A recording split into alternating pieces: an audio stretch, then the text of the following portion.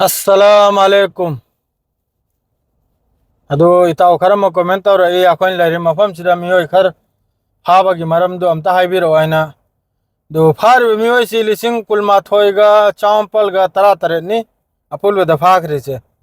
अदो फाखरिसिदा अयाम्बा Ethiopia अमसुंग Yemen gimme गांगतनी माद्रदी अखोय रोंगुसो खरबुदी यावरी यावदब नते अदो फार मखैसे करिमता वाखल थिनिंगाय वा लैते सिदा फार मखैसे लोइना बोइलेसन तौब मी गांगतनी अखोयगी बॉर्डर लोमदगी बोइलेसन तौरे चंगलकपा अदरैदी सिगी मनुंगदा लाक्लेगा चे चांग सेमदबा चेलेगा सुबा लोलेगा सुबा अदुगुम मियोय गांगतनी फार मखैसे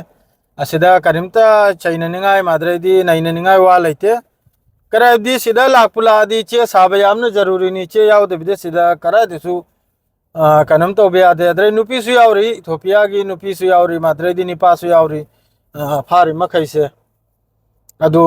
सांगले माई पाउसे नहीं हुमनी मनी सुरे पाउसे दो सिदाबुदी अदुम दिल्ली अदुगी थौदोक तो हौजी याम कन्ना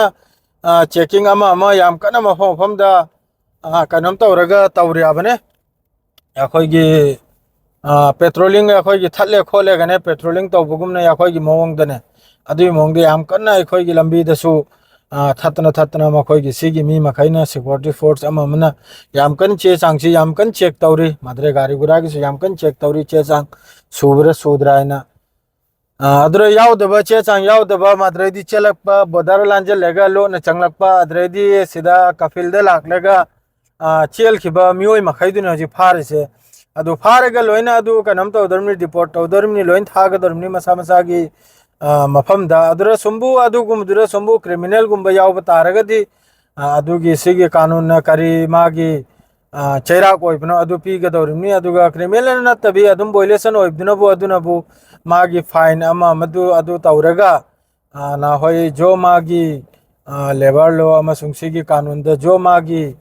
सजागी हकदार दो अदु फंगबै मतुंग दमका मासिदे अदुम चखबियाना डिपोर्ट मोहिन तौ थानाबा मसा मसागी खुलफमदु दने अदु खक्तनी मादु अदुदा करिमतो वाखल थिनिंगाय लेते याखोय रोंगी मचा फाबा खोतपगी दुदी अदुम याखोयना पावदु पीजरकनी